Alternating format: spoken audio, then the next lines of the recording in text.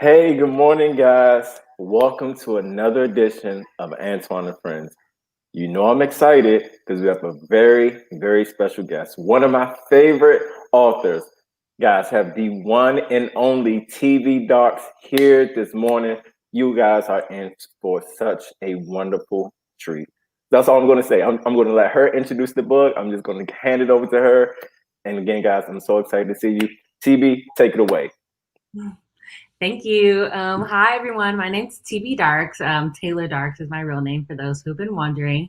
I'm a poet. I'm a children's book author, soon to be four-time children's book author in a couple months, so it'll be great. I'm a graduate of Florida A&M University. I'm now at Florida State, and I'm really into children's books, but most importantly, superheroes as of late. So today I will be reading The Fluffy Adventures of FROMO, The Halloween Haircut.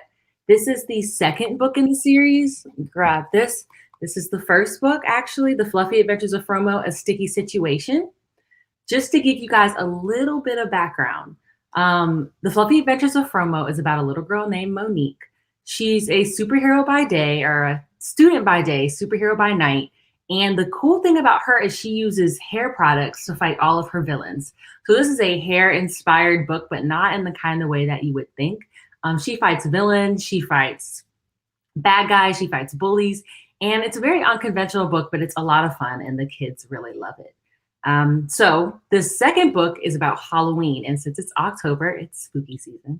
I will be reading this book for you guys today. Just to give you a little bit of background, because you won't get to hear the whole book. We'll only read two chapters. This is about Monique's experience with Halloween. Just a heads up, Monique is not ecstatic about Halloween. She's a scaredy cat. And so this book is really about her battle with coming to terms with her fears surrounding Halloween and surrounding what she thinks a superhero is supposed to be, which is never afraid and never scared of anything. And her really relying on her friends and her family to get her through things. So without further ado, I will be reading two chapters from this book, and then I will be handing it back over to Antoine. So this is, make sure I get the cover in. There we go. The Fluffy Adventures of FROMO, The Halloween Haircut by TB Darks, illustrated by Jonathan Edwards. Scoot back. Okay. Chapter 1 is called The Scaredy Cat. Hi, I'm Monique Moore Williams. If you haven't met me yet, I'm a 6th grade student by day and a bad guy catching superhero by night. FROMO, the hair hero. Pretty catchy, right? I think so too. A lot of time has passed since we last talked. It's October now, which is my least favorite month. That's only because it's the month that has my least favorite holiday, Halloween. Now, don't get me wrong, I have a good reason for not liking Halloween. Don't tell anyone, but I'm a super big scaredy cat. Superheroes are never supposed to be scared, and I don't know what Aubrey found out. She would never let me live it down. Her superhero alter ego is Coil, and as fearless as she is, I don't think she's scared of anything. Plus, if the bad guys found out, they would discover my biggest weakness, the dark. The ghosts, zombies, and ghouls scare me too, but I can't stand the dark. It's a secret I can never let anyone know. It was lunchtime on the Monday before Halloween, and decorations were already up. Halloween was this Friday, and the school had turned into a pumpkin wonderland. My school isn't like every other school, where you have a Halloween party or activity and that's it. Halloween is Principal Harry's favorite holiday. We have a different event every day of the week leading up to Halloween, and it makes this whole week unbearable. Orange, purple, and green streamers lined the halls and the lunchroom tables. The lockers were painted with pumpkins and black caps, and the ceiling was decorated to look like a starry night. They were even serving candy cane pizza for lunch today, and it didn't taste very good. I couldn't deny it, but Halloween makes me so nervous. It would be okay if it weren't so scary, but I'm always worried that candy Everyone come up and grab one piece of candy. I jumped out my seat at the lunchroom table and grabbed the blow dryer out of my tool belt. Mo, are you okay? Aubrey said to me as every student in the cafeteria stared at my outburst. Oh yeah, the hair dryer is one of my homemade weapons. But don't be fooled. These hair products pack a punch. It was quiet for a second as the heat rushed to my face. Nice Halloween costume, Mo. A hairdresser. Nice. My mom owns one of those, one of the fifth graders said as they walked past. My face stayed as I sat back down. The lunchroom returned to normal, and the chattering at the tables continued. I was losing my mind. What was that all about? Mo, what's wrong? Aubrey said to me. Nothing. I don't know, a little white lie. I couldn't let anyone know, not even my best friend. Imagine, the greatest superhero in the school was scared of Halloween, and worse, the dark. It was a bigger secret than my secret identity. And if I had to protect it with my blow dryer, I would. That's chapter 1. We're going to read one more chapter. Chapter 2 is The Kid Next Door. During the walk home, I stayed quiet. I just humiliated myself in front of the entire lunchroom. And over what? Halloween? Spooky sounds? The lunch lady offering us candy? If I looked as terrified as I felt, I didn't need anyone to notice. We reached home and my dad stood outside, talking to a tall man, where a kid stood just behind him. A white sign was sticking out of the ground and in front of the house, on the left side of mine. The sign had bright red words that read, "Sold," on the front, like someone had moved in. Oh, look, here they come. I'm sure they will all get along, the tall man said. Oh, my dad replied. Look who's here, Momo. Aubrey and I tried to get a closer look as we walked down the street. I looked past the tall man on the left, expecting it to be some family, friend, or relative I had not met. But trust me, it was way worse. Way worse than that. His nicely cut fade peeked out from behind the tall man, followed by a face that I could never forget. Oh no. Dylan Barb came running across the grass at full speed. Fade, the super annoying superhero in my nightmares, had moved next door. This cannot be happening. Momo, he yelled. I closed my eyes and braced myself as he jumped in the air and on top of me. I fell to the ground with a thud. He was super heavy, and it felt like 2 giant weights had been put on my back. How you doing, neighbor? He said with a bright smile on his face. I let out a long sigh and buried my face in my arms. Why me? I said under my breath. What did I do to deserve this? First Halloween, and now to make matters worse, Dylan has moved next door? This has to be a nightmare. It's the only explanation. Aubrey crouches down to the ground in front of both of us and pinches me. Ow, what was that for? Are you trying to hurt me too? I said in shock. No, but I know you probably think you were dreaming, so I thought I'd help you out. She smiled at me. She's too sweet to be mad at, I guess, so I'll let it pass. Dylan finally got off my back and Aubrey helped me up. I started to wipe off my uniform and looked up to find him grinning. I can't believe it. We can hang out, go on bike rides, go to the park, and walk to school, he gasped. We can even go. His voice got low as he whispered in my ear. On missions. The look on my face was filled with total horror. I couldn't believe my ears. Our dads had reached us now, and Dylan's dad had overheard us. What was that, Dylan? He said. I covered Dylan's mouth and laughed nervously. Ha, oh, it's nothing, I said. I grabbed Fade's hand and pulled him into the house, past the front hall, around the corner, and into my room. Aubrey ran behind us and made it just before I softly closed the door. Softly closed the door behind us because we can't slam doors in the house. Who told you? I said as my emotions were about to boil over. From one superhero to another, I've always known, FROMO, he said with a sneaky grin on his face. You're lying, I said back. What do you mean you've always known? What about the masks and the outfits? I asked, trying to get more information out of him. I've known you since pre-K, Mo. I'd know that afro puff anywhere. You can't hide it from me. He looked like he had just cracked a case. Who else knows? I quickly said back. No one. These lips are sealed. He zipped up his lips and threw away the key. Aubrey and I exchanged looks and a long pause filled the room. This had to just be some Halloween prank. Fade. No Dylan Barb knows my secret, and there's nothing I can do about it. I waved for Aubrey to meet me in the corner of the room. We huddled up to make sure Dylan couldn't read our lips. What do we do? I asked her. Well, we could always wipe his memory, she said with her eyebrows raised. Sport peeked his head out of her shirt pocket with the same expression. That's not a bad idea, I thought for a few moments. Dylan decided to cut into our meeting. No one is wiping my memory. And let's cut to the chase. I know you guys are going on a mission tonight, and I want in, he said with the evilest smirk I had ever seen. In? Aubrey and I said together. No way. You've already showed up uninvited several times, and it's not about to become permanent.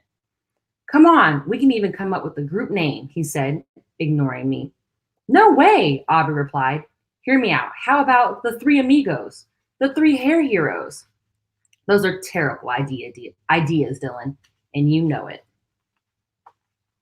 So the picture.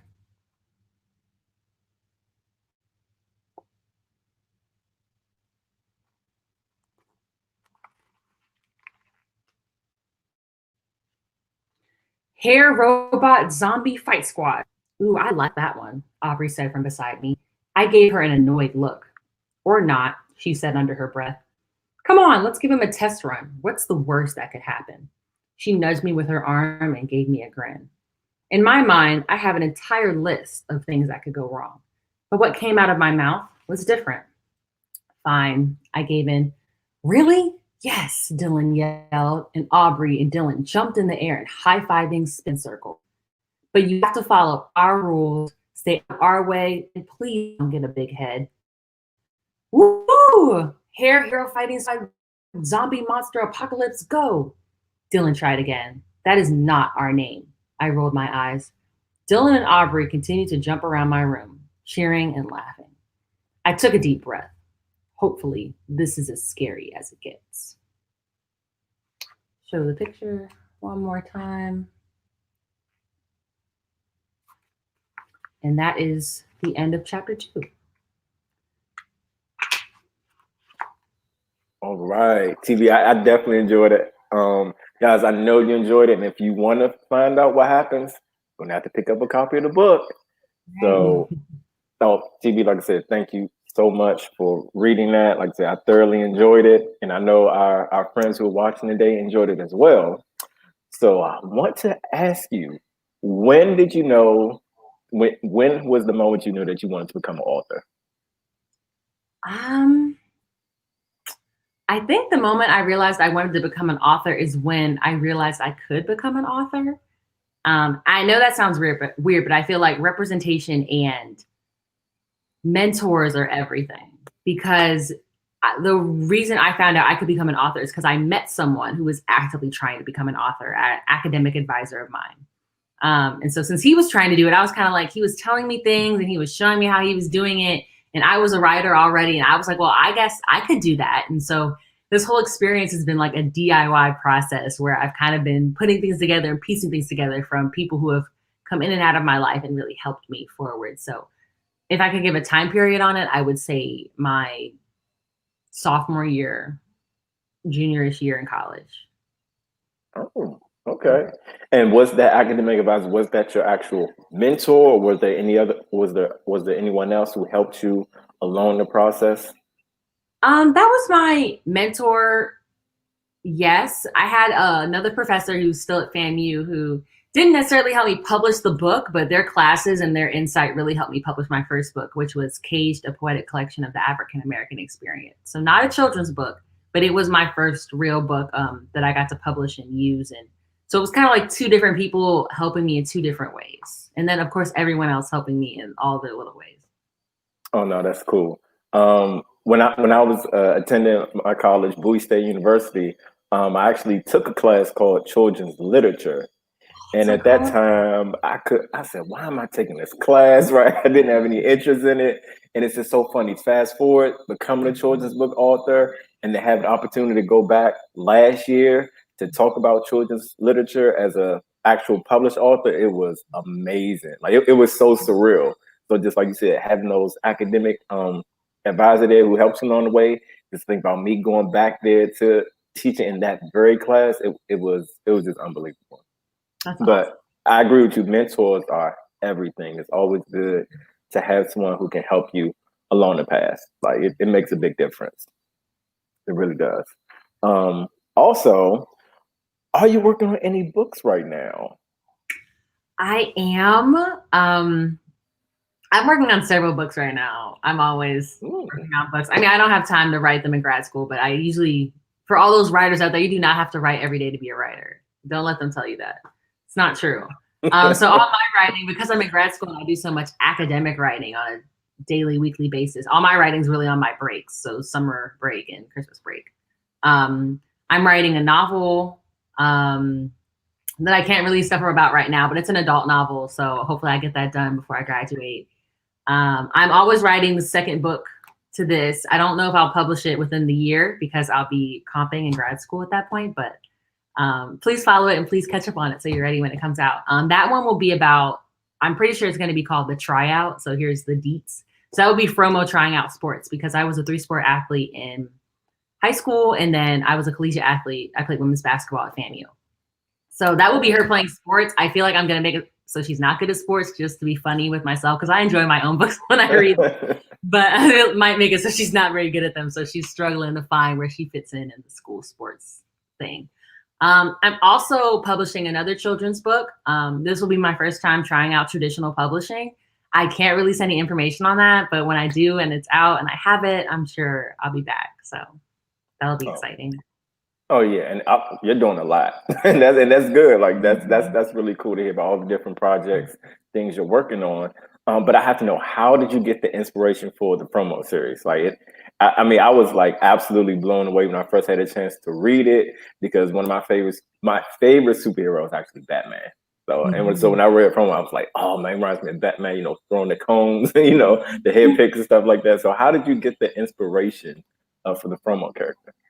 FROMO started out as a joke, I'm pretty sure, between me and my boyfriend. So we were kind of laughing because I have another book called Wash Day, which I actually have right here. So another book called Wash Day that's all about hair and stuff like that. And it's all been a part of my natural hair journey. And the Fluffy Adventures of FROMO was kind of like, what about the Fluffy Adventures of FROMO? And kind of like laughing. And then me kind of be like, let me write that down. And it's just been a really fun writing because like my novel's really heavy and that academic writing's really heavy.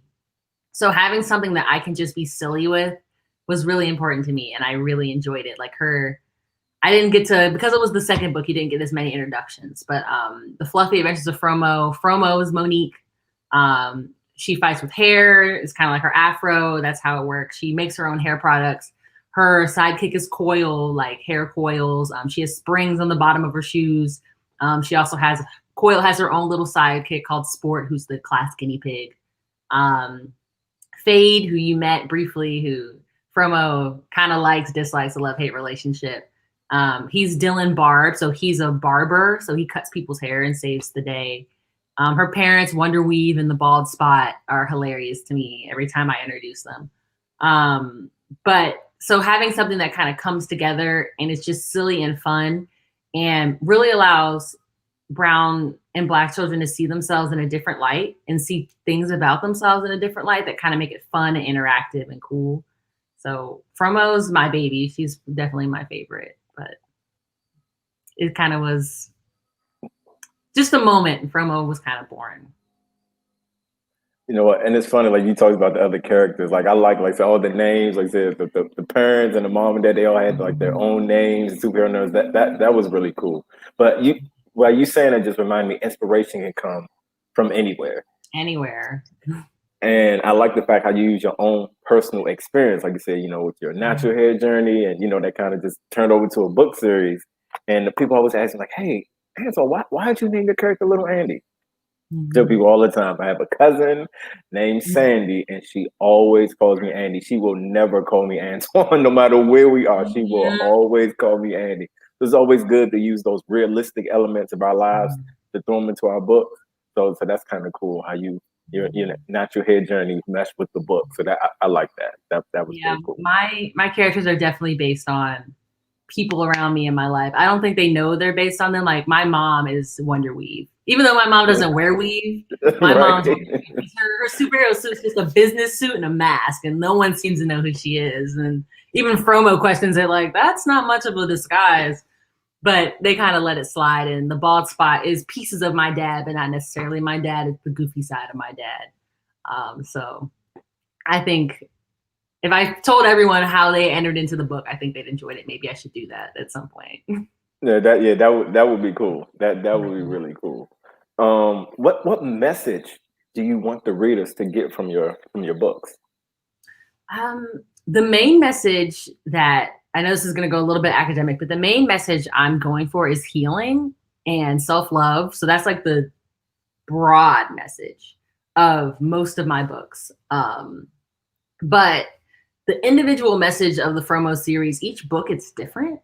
So the first book was about her bullies. So the villains ended up being her bullies and her trying to face those bullies and take back the school and essentially not let anyone walk over her, which is really important, and not let anyone walk over the other students either who she had to protect. And it was kind of our introduction to her. Now, the Halloween haircut is all about facing your fears. Um, because she is scared of Halloween, and that is based on me. I have a love-hate relationship with Halloween because it's cutesy, it's fun. I like the pumpkin patches, but like when I walk into Party City, I kind of have to close my eyes at the beginning because I can't handle it. And I've always been like that since I was a little kid. I'm from Cincinnati, Ohio, and we have like the Halloween haunt, and those commercials used to like come on TV, and I'd have to grab the remote, cut it off. It was so scary, but so it's a little bit of me and her having to face her fears and her having to understand that being a superhero doesn't mean you can't be vulnerable. So that's kind of where it comes into where she has this idea that a superhero has to be strong and a superhero can't have any fears and a superhero has to be perfect in every way possible. And she has to come to terms with that so she can essentially save the school again and make it past that barrier that she hasn't been able to get past this whole time and fix her mistake, which you haven't figured out her mistake yet. That's in like chapter 4, but she has to fix that too. She's got a lot going on. Oh, that's cool. I like how you said be vulnerable. That's a good lesson for the readers. And Taylor, it's so fun. I heard somebody say it on TV. I was flipping through TV the other day and I heard somebody say, "Do it afraid." Right? Just don't worry about pressure. Don't worry about anything else. Any type of anxiety you have, right? Whatever you're doing, just do it. Right? If it's something you really want, go for it. So for all the viewers out there, if it's something you really want to do, just jump out there and go for it. Be vulnerable and just go for it. I have a question for you. I think you're gonna like this one. Has anyone ever publicly acknowledged you as an author, like in the street, like you would walk somebody like, "Oh, that's TV Darks," like right there, like there she is. It happened like once and it was on FAMU's campus. So, which was cool for me. So it was like another student that I had never met. Um, Oh and they were wow. kind of like, hey, you're such and such. And they had, because my K's the Poetic Collection of the African American Experience is used in the sociology of the Black Experience course, which is the course I took. So they use it as part of the curriculum to kind of offset some of the textbook readings. And so a student from that class recognized me and like asked for me to sign the book. And that's probably, of course, one of the highs of my life. But so I, at least a few years ago, I would get recognized on campus pretty often. No, that's cool. No, that's cool. That is really cool. I love to see authors get that recognition. Like, hey, there's such and such. That's it's cool. Like, see, that's one of the higher your author career. Absolutely, I'm with you on that. And I wanted to ask you, as an author, who were some of your favorite authors growing up? Like, who inspired you, or whose books did you read the most? Uh, I would say that I didn't really get a book that I had a few because, like, representation is everything. So if you can find books with Black characters, brown characters early, get them early because kids need to see what they can be or even see themselves in things. And it's really, really important.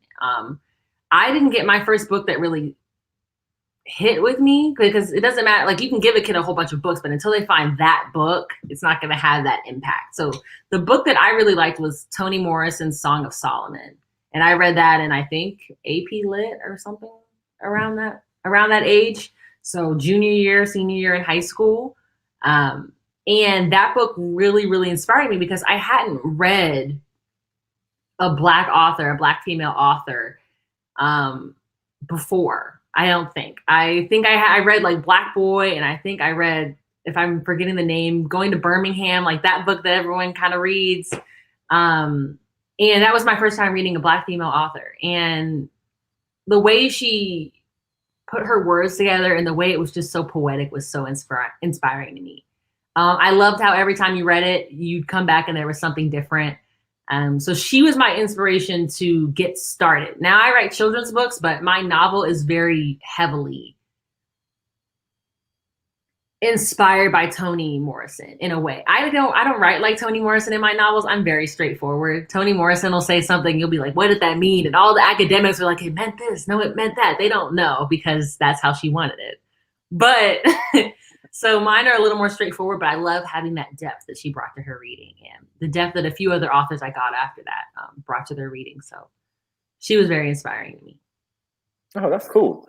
And so when you were at any schools, on the collegiate level, elementary, middle school, high school, were there any authors who came to visit your school while you were a student there? Oh, I remember that. No, I never got an author. We got the yo-yo thing though. If anyone remembers that, where the people would come and do the yo-yos. I got those all the time. Like a puppet show. I remember being so disappointed. I couldn't do any of the tricks. I was like the odd one out. I was the weirdo. Like, you can't use your yo-yo? Wow.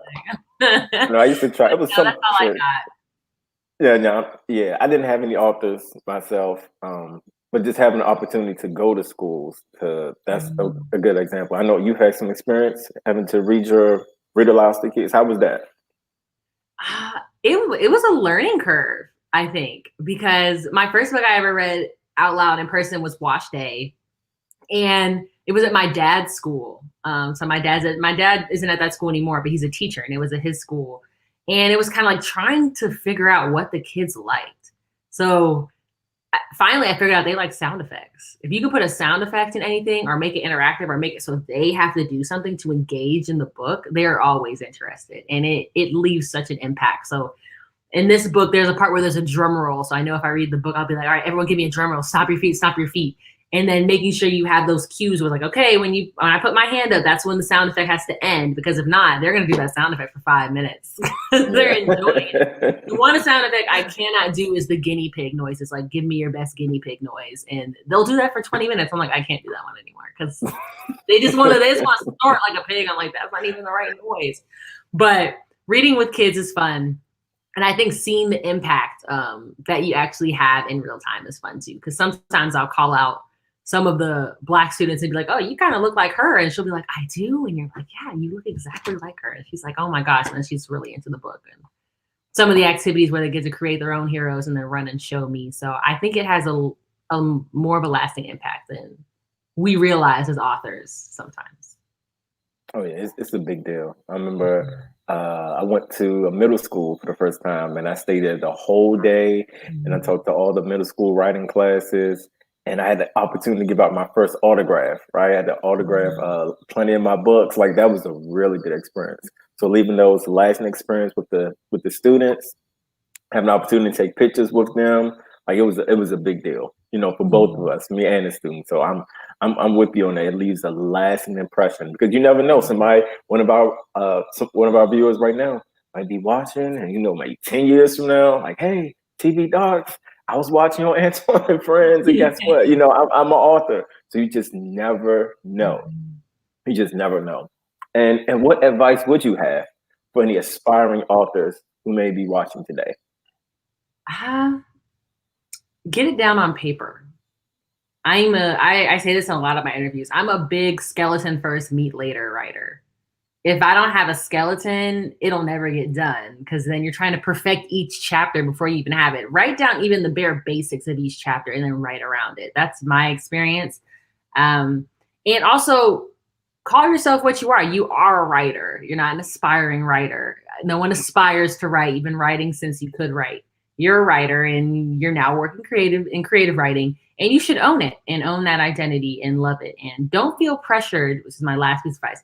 Don't feel pressured to always publish and always make money from your book. Sometimes you just need to write to have fun, and that's okay. And if it's between you and yourself, that's who's going to see it, and it's just for you. I love that. Just write, guys. Just write. Get it out on paper. Get your ideas down and just go for it. So yeah, I love that. Just get it out there. And one more question for you, TB. Where can our audience get in contact with you? How can they connect with you? My website is www.tbdarksauthor.com. So all one word, just my author name, my name, and then author after it.com. I also have an Instagram page, which is everything FROMO. If you just love FROMO and you want to see what she's up to on a daily basis, that's at FROMO_official on Instagram. And yeah, you can find everything about me on my website. I'm doing virtual bookings right now, but if you want to book an event or book a reading, all the information's on my website. Cool. TB, you're amazing. Like I said, I love your books. I love your writing style. Guys, I hope you enjoyed it. I'm sure you did. I don't know if you enjoyed it as much as I did, but I'm sure you had a good time. TB, thank you again so much for being a guest on Antoine and Friends. I'm so delighted to have you here. And for all our viewers, guys, it's always a pleasure to be before you. And I'm just can't wait to the next episode. So, guys, thank you again for your time. We always appreciate you spending your time to watch our show. And of course, I got to give a special shout out to the Prince George's County Memorial Library for always giving authors a place to shine. So, guys, until we meet again on the next episode of Antoine and Friends, hope you guys have a wonderful day, and we'll see you soon. Bye, guys.